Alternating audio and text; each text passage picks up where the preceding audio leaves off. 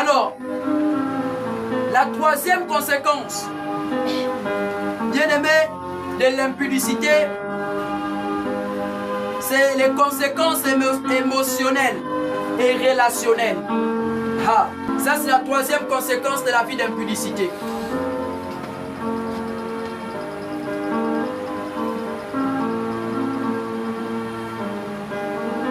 C'est pas militant, baisse un peu le volume. La troisième conséquence, c'est bon. Baisse au piano. C'est bon. La troisième conséquence, bien aimé, sont les conséquences émotionnelles et relationnelles. Vous savez, bien aimé, les actes impudiques peuvent aussi conduire à des conséquences émotionnelles profondes. Premièrement, la culpabilité, la honte, la peur, l'ancienneté.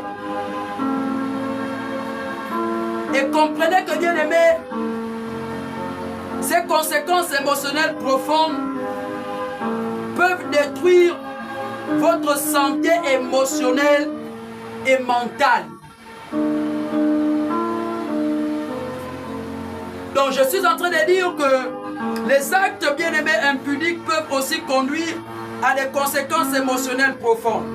Comme premièrement la culpabilité, la honte, la peur, l'ancienneté, qui peut détruire votre santé émotionnelle et mentale.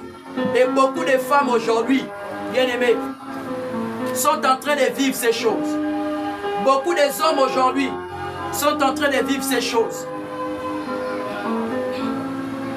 Il y a des femmes aujourd'hui qui ont peur de s'engager dans certaines relations à cause, bien aimé, de la vie impudique qu'ils ont menée hier. Il y a des hommes aujourd'hui qui vivent maintenant dans la culpabilité à cause des pratiques sexuelles, à cause, bien aimé, de relations qu'ils ont eues hier. Il y a des gens aujourd'hui qui ont maintenant honte. Bien-aimés dans le Seigneur, la honte les habite maintenant à cause des pratiques impudiques, bien-aimés, qu'ils ont menées hier. Et ces pratiques-là, ces relations-là, bien-aimés, a fini par affecter votre âme.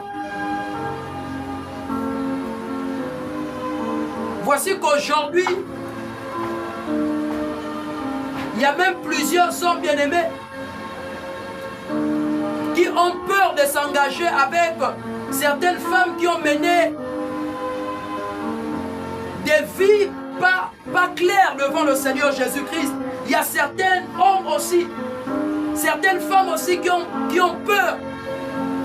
Parce qu'elles se disent qu'en réalité, si elles s'engagent avec un tel homme, qu'est-ce qui prouve qu'en réalité, il ne fera pas les mêmes choses, alléluia, avec moi.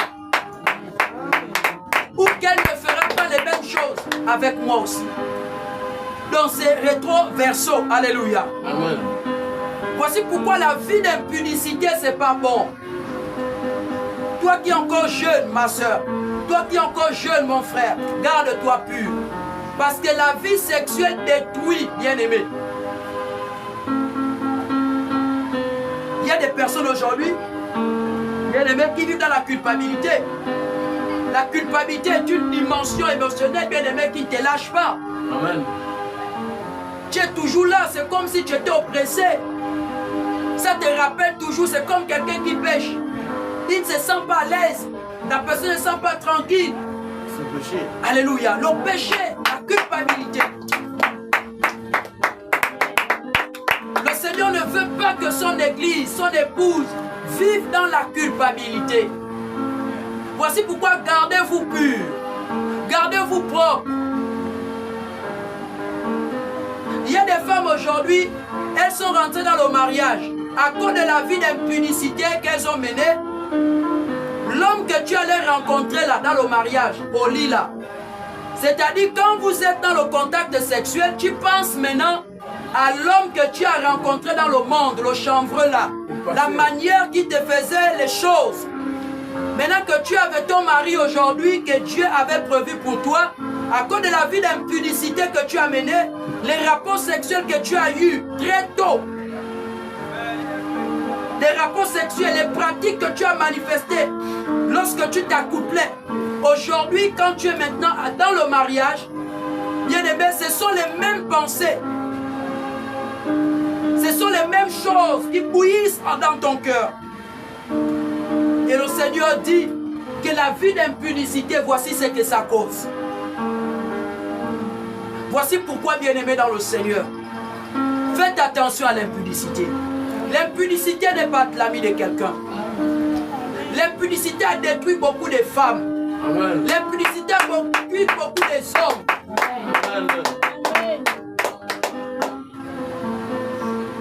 Quand tu vis dans la masturbation, tu vas être oppressé. Quand tu vis dans la masturbation, bien-aimé, tu auras beaucoup de palpitations. Tu vas perdre beaucoup d'énergie. Quand tu vis dans la fornication, il y aura beaucoup de blessures. Combien de femmes aujourd'hui ont fait 5 hommes, 6 hommes, 7 hommes? Combien de hommes aujourd'hui ont fait 7 hommes, 8 femmes, 9 femmes? Aujourd'hui, tu n'arrives plus à gérer ta relation que tu as. Pourquoi? Oh non, l'homme là, il n'est pas fort au lit. Mais comment un homme n'est pas fort au lit? Comment toi tu vas oser dire ça? Parce que tu as eu des rapports sexuels, c'est-à-dire avant le mariage. Tu as brûlé les étapes. Alléluia. Amen. Il faut dire Amen. Nous sommes en train de parler des vraies choses. Alléluia. Amen. Quand on parle des vraies choses, il faut dire Amen. Parce que c'est la vérité que le Saint-Esprit est en train de dire. L'impudicité, Dieu condamne ça. Et ce sont les choses qu'il faut parler, la sexualité à l'église. Si on ne parle pas de ça, c'est la mort. C'est l'enfer. Et beaucoup de gens vivent dans l'impudicité. Oh non, je suis vierge. Mais dans tes pensées, tu n'es pas vierge. Dans tes pensées, tu es déjà déviergé. Pourquoi? Parce que tu ne contrôles pas tes pensées. Tu suis le porno. Tu marches avec des personnes impudiques. Tu es influencé par le monde. Parce que le monde, ce qui domine dans ce monde, bien-aimé, c'est l'impudicité qui domine. C'est l'impudicité qui est à la première place, bien-aimé. Voici pourquoi le Seigneur dit, fouillez l'impudicité. Tout autre péché que l'homme peut commettre, c'est hors du corps. Amen. Donc quand tu mens là, le mensonge ne détruit pas ton corps. Alléluia. Amen. Le vol là ne détruit pas ton corps. Bien que tu vas aller en prison, on va te tabasser, tu auras les bleus, on va te pousser dans les canals, tu auras les blessures. Le vin aussi peut aussi causer ça. Alléluia. Amen. Mais la Bible précise que l'impudicité, donc les rapports sexuels avant le mariage, les pratiques sexuelles dans les couples qui n'honorent pas Dieu, qui sont interdits, comme la fellation et autres choses, ces choses-là détruisent la maison de Dieu que tu es. Et tu vas aller où? Combien des étoiles de femmes ont été volées à cause des rapports sexuels en des hommes? Combien des étoiles des jeunes hommes? Combien de maladies? À cause de la vie, bien-aimée, d'impudicité. Et le Seigneur t'appelle à la repentance, mon frère. Le Seigneur t'appelle à la repentance, ma soeur. Laisse cette vie d'impudicité. Le Seigneur Jésus revient prendre son église. Le Seigneur a besoin de la sanctification de ton corps. Le Seigneur a besoin, bien-aimé, de la sanctification de ton cœur. Il a besoin que tu te sanctifies afin que ton corps, bien-aimé, soit, bien-aimé, un temple agréable, un temple capable de recevoir la plénitude de Dieu qui est le Saint-Esprit. Alléluia. Amen. L'impudicité, bien-aimé, peut aussi causer des blessures dans les relations humaines. Vous verrez les bien-aimés, vous verrez des ruptures, c'est-à-dire des séparations, de confiance, des trahisons, des divorces. Ces actions, bien-aimés, ont la capacité de détruire les relations et de causer des blessures, bien-aimés, durables. Je suis en train de dire que l'impudicité peut aussi causer des blessures dans les relations humaines. Voici pourquoi vous verrez des ruptures, donc des séparations à cause du manque de confiance. Alléluia. Amen. Vous verrez des trahisons, des divorces. De telles actions, bien-aimés, ont la capacité de détruire les relations à cause des blessures durables. Alléluia. Amen. Aujourd'hui, tu es avec une soeur. Aujourd'hui, tu es avec un frère. Mais pourquoi il y a les divorces? Pourquoi il y a les trahisons? Alléluia. Amen. C'est à cause de la vie d'impudicité. Alléluia. Amen. Et vous allez voir aujourd'hui une femme qui a fait 5 hommes. Alléluia. Un homme qui a fait 5 femmes. Vous voyez qu'aujourd'hui, quand elle va rentrer dans le mariage, si et seulement elle n'est pas sincèrement convertie, il y aura des problèmes, je précise bien. Parce qu'il y a des femmes qui cherchent le mariage. Alléluia. Mais qui ne sont pas capables de chercher le mariage. Alléluia. Mais qui ne sont pas capables de chercher la sanctification d'abord. Qui ne sont pas capables de chercher d'abord, bien aimé, la repentance. C'est-à-dire le changement de pensée, le changement de mentalité, le changement de caractère. Mais on veut directement le mariage.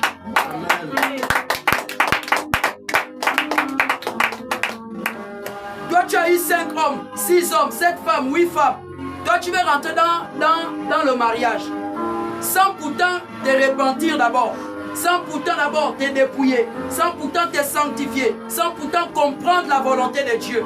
Quand tu vas rentrer dans le mariage, Amen. les mêmes choses que tu as fait dans tes pratiques sexuelles là, dans le monde là, c'est les mêmes pratiques sexuelles que tu vas vouloir faire dans ton foyer, sachant que tu es chrétienne. Pourquoi? Parce que tu n'as jamais pris le temps de te repentir. Tu n'as jamais pris le temps d'abandonner. Tu n'as jamais pris le temps de laisser le Saint-Esprit te façonner, te briser, te raboter, faire disparaître en réalité ses caractères. Alléluia. Amen. Voici ce que ça fait. Voici ce que ça fait, bien-aimé. Donc ces actions, bien-aimées, ont la capacité de détruire les relations. Tu vas aller épouser une femme qui ne connaît pas Jésus. Amen. Toi, tu connais le Seigneur.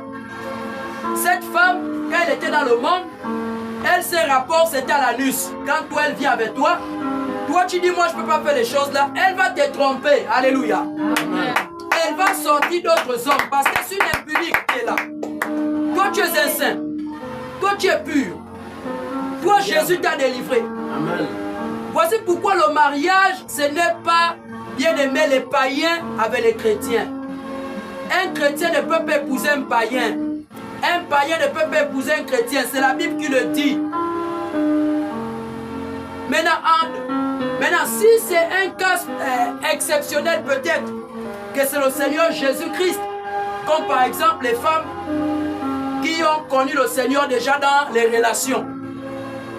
Ça, on ne peut pas vous séparer. Sauf si lui-même, le Seigneur Jésus-Christ, à sa manière, comme il dit souvent. Dieu fait les choses à sa manière. Alléluia. Amen. Il peut vous séparer, comme il peut permettre que la personne change et vous servez le Seigneur ensemble. Mais toi qui n'as jamais eu de relation, tu es venu en Jésus, tu n'avais pas un homme. Tu es venu en Jésus, tu n'avais pas une femme. Le Seigneur te dit, viens tel que tu étais dans le monde. Alléluia. Amen. Viens tel que tu étais. Ou encore viens tel que tu es. Quand je parle de tu étais, c'est parce que tu étais dans le monde sans relation. Tu as accepté le Seigneur aussi. Tu n'avais pas de relation. Reste comme ça. Alléluia. Amen. Parce qu'aujourd'hui, bien-aimé, l'impudicité est en train de détruire les vies de plusieurs personnes. L'impudicité est en train de détruire. Tu vas voir un homme chrétien, il s'est marié, la sœur l'a fait croire dès le début que c'était une sainte. La sœur lui a fait croire dès le début que c'était une femme qui avait compris l'enseignement de la sainte doctrine. Mais le jour, bien-aimé, qu'il va prendre la sœur en mariage pour l'amener dans sa maison, 1 mois, 2 mois, mais même les gestes que la femme fait dans l'intimité, l'homme va penser, lui-même l'homme va penser que oh, mais comment la sœur me demande de telles choses? Comment la sœur veut faire de telles pratiques? Ou encore comment le frère veut que je fasse de telles choses? Comment toi, tu étais à l'église, tu écoutais les enseignements des hommes de Dieu, m'arrivait, bien aimé, dans le mariage, tu vas commencer à demander à ton épouse des choses dont la Bible condamne. C'est parce que le frère t'a montré que c'était un saint au début. Et toi, sans discernement, tu n'as pas prié Dieu pour toujours demander au Seigneur. C'est ça le problème aujourd'hui. Quand tu es en fiançailles, tu te dis que non, non, bien-aimé. Il faut toujours prier le Seigneur Jésus-Christ. Seigneur, révèle-moi l'état d'âme de cette personne. Seigneur, révèle-moi l'état d'âme de cette sœur. Et c'est que le Saint-Esprit va te montrer. Ce n'est pas le mensonge. Alléluia. Amen. Il faut croire à ça. Parce que le Seigneur Jésus ne veut pas, bien-aimé, les divorces. Ce n'est pas la volonté de Dieu, les divorces. La volonté de Dieu, ce n'est pas le divorce. Le divorce, c'est la volonté des hommes. Quand tu t'es marié, c'est jusqu'à la seule séparation, c'est la mort. C'est la mort qui doit vous séparer. Voici pourquoi aujourd'hui il y a des trahisons. Parce que toi, l'homme, les pratiques que tu as manifestées dans le monde sont les mêmes pratiques, les mêmes pensées que tu as toujours. Et quand tu prends la pauvre sœur qui s'est réellement convertie, allez, tu vas commencer à dire à la sœur que non, moi je veux la fellation. Moi je veux la partouze. Je vais te prendre avec mes amis. Ah, comment ça? Parce que c'est ça les pratiques impudiques. La fellation, la masturbation, la pornographie, les partouzes. Mais on nous a enseigné que la partouze n'est pas la volonté de Dieu. Comment veux-tu me prendre, toi mon mari, avec tes amis? Comment veux-tu me partager? Alléluia. Amen. Sans discernement, est-ce que tu pourras refuser? Si tu refuses, mais c'est le divorce, c'est un païen. Il va dire on se sépare. Alléluia. Amen. Voici pourquoi mes soeurs, mes frères, faites attention. Tu es en train de servir Papa Jésus. Le diable, à cause de la grâce qu'il voit sur toi, peut précipiter une fausse sœur, peut précipiter un faux frère. Ou encore, le diable peut même placer quelqu'un, pour vous qui êtes déjà en relation là, il va placer quelqu'un pour te faire sortir de sa volonté. Peut-être qu'il avait un plan. Bien aimé, dans la relation là où tu es. Toi tu vas dire, oh non, moi je me suis converti, l'homme là, il ne croit pas en Jésus, la femme là, elle ne croit pas en Jésus, je vais choisir une soeur à l'église. Alléluia. Amen. Mon frère, est-ce que tu es sûr qu'en réalité c'est ce que Dieu veut pour toi? Parce que quand toi tu étais païen, toi tu l'as aimé, tu es venu en Jésus, tu l'as laissé dans le monde, vous vivez ensemble. Alléluia. Est-ce que Dieu t'a dit sépare-toi? Parce que là maintenant il faut chercher la volonté de Dieu. Ce n'est pas toi qui dois décider. C'est la mère de tes enfants, c'est le père de tes enfants qui est là. Alléluia. Amen. Voici pourquoi, bien aimé, la vie impudique n'est pas bon. Dieu ne veut pas ça. C'est pas que tu vas te marier 2 semaines, 3 semaines après on divorce. Oh. Comment tu vas divorcer? Amen. Oh, j'aurais appris que ma femme a une autre relation dans le téléphone. Oh, mon mari me trompe. La soeur qui chante là-bas à l'église. Oh, il y a des rapports avec la soeur là. Oh, il s'écrit des messages comme ça avec la soeur là. Alléluia. Amen. Oh, moi je vais divorcer. L'impudicité. Et ça crée, bien aimé, des blessures. Aujourd'hui, il y a des hommes qui ne veulent plus épouser des femmes. Aujourd'hui, il y a des hommes qui ne veulent plus prendre certaines sœurs, même dans les églises, à cause de ça. Les fausses sœurs à l'église. On joue aux saintes. On joue aux celles qui ne connaissent pas les hommes à l'église. Mais alors que vous êtes des championnes, les rapports sexuels ont des films, c'est que tu es possédé. Pourquoi faire ça?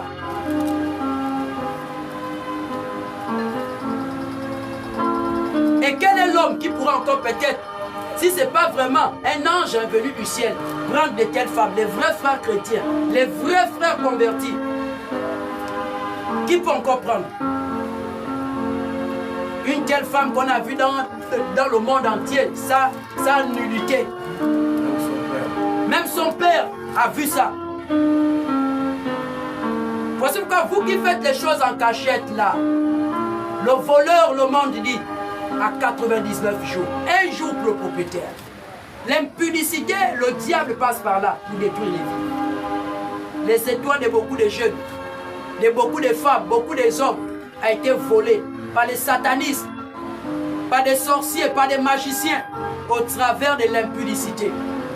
Est-ce que vous savez que quand tellement tu regardes les films porno là, tu te masturbes, est-ce que tu sais qu'en réalité, il y a des choses que tu es en train... Est-ce que tu sais que le diable est en train de voler les grâces qui sont en toi quand tu fais ces choses-là?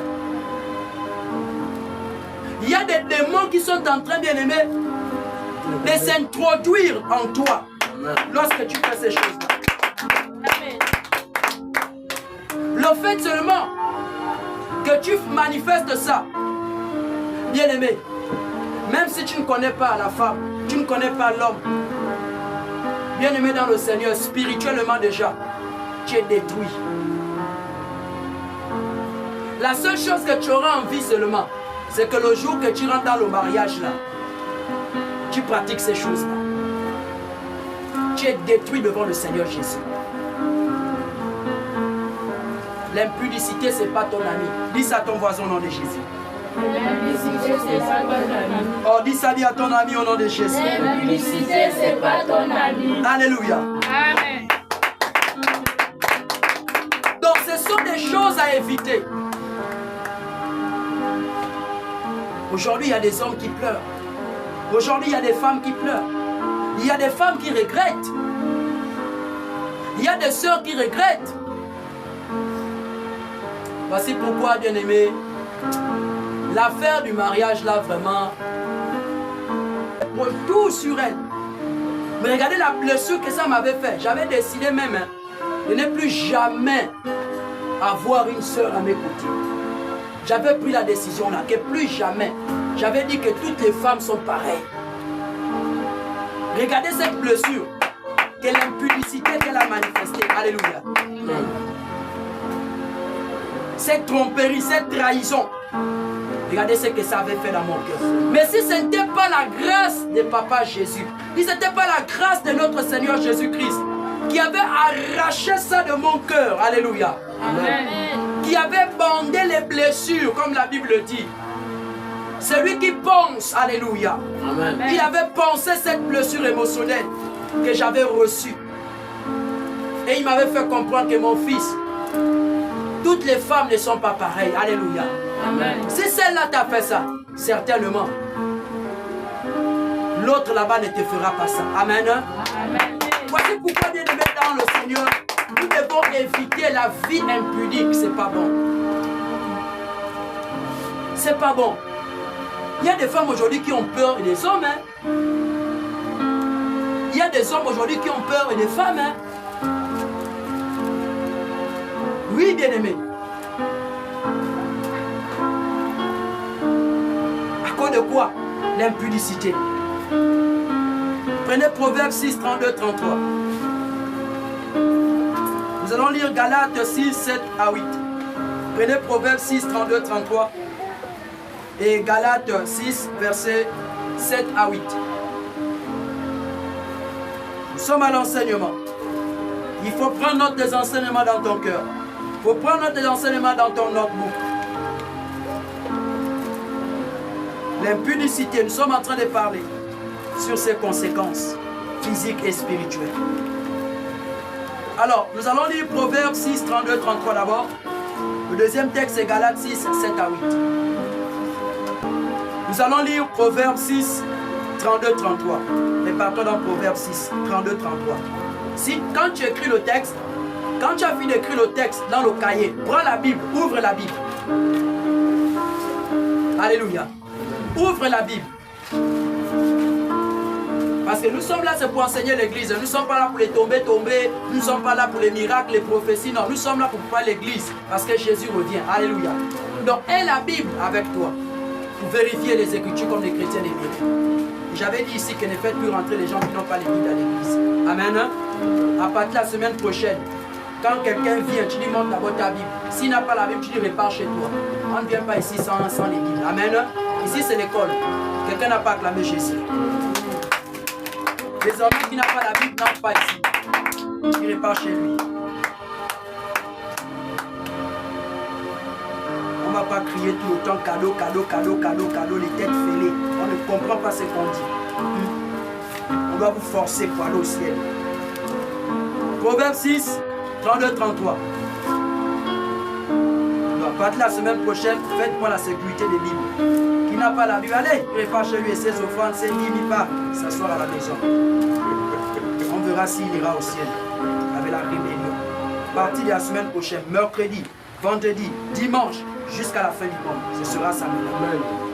Il faut souvent écrire ce que j'ai dit. Vous écrivez ça pour toujours me rappeler.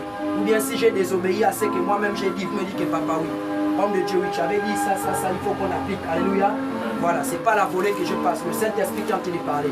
Donc, à partir de la semaine prochaine, qui n'a pas la Bible ne vient plus à l'église, il reste chez lui. Ses dîmes, ses offrandes, l'argent du loyer, il reste avec là-bas. On nous chasse, on va se retrouver au soleil. Alors, Proverbe 6, 32 à 33. Nous lisons la parole de Dieu. Mais celui qui commet adultère avec une femme est dépourvu de sens. Celui qui veut se perdre agit de la sorte. Oh yes.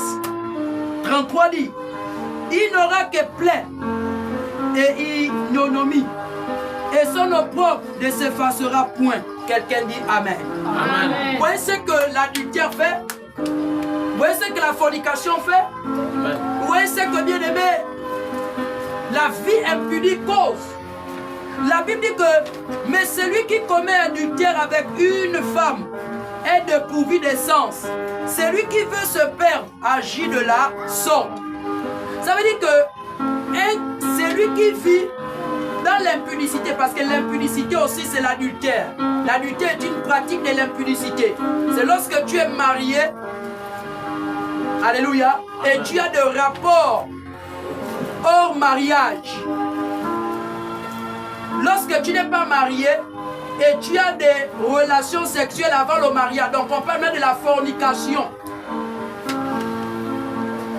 et quelques sortes de pratiques dans les relations. Alléluia. Amen. Donc il faut comprendre que celui qui agit ainsi est dépourvu de sens. Alléluia. Amen. Et celui qui agit ainsi, la Bible dit, il va se perdre. Et cette perte, c'est quoi? C'est l'enfer. C'est la mort. Tu vas te retrouver au village de... Oh, mais je sais où c'est. Oh, mais je sais où c'est. Alléluia. Amen. Tu auras perdu le chemin. Amen. Tu ne seras plus éclairé. Pourquoi? Parce que tu as une vie impudique. Tu as une vie adultère. Désordre. Tu as une vie de désordre. Alléluia. Amen. Il dit, car il n'aura que plaies. Quelles sont ces plaies? Les blessures, alléluia, comme nous sommes en train de dire. Les plaies, c'est quoi? Ce sont les blessures, alléluia. Donc tu n'auras que des plaies dans les blessures. Oh, j'ai tenté avec Luc. Luc m'a blessé. J'ai tenté avec Jeannette. Jeannette m'a blessé. Alléluia. Amen. Mais laisse vivre même comme Paul. Alléluia. Amen. Que de finir en enfer avec toutes ces blessures-là. Parce que tu peux poser certains actes. Oh, je vais l'empoisonner. Oh, je vais faire ceci. Oh, c'est trop. Alléluia. Amen. Ma soeur, mon frère. La seule personne capable de penser cette plaie, c'est Jésus-Christ de Nazareth. Amen. Accepte Jésus dans ta vie. Jésus va t'aider afin que cette plaie, bien-aimé, puisse guérir. Amen. Et que tu fasses confiance désormais au Seigneur. Et le Seigneur va t'apprendre qu'en réalité, toutes les femmes ne sont pas pareilles et tous les hommes ne sont pas aussi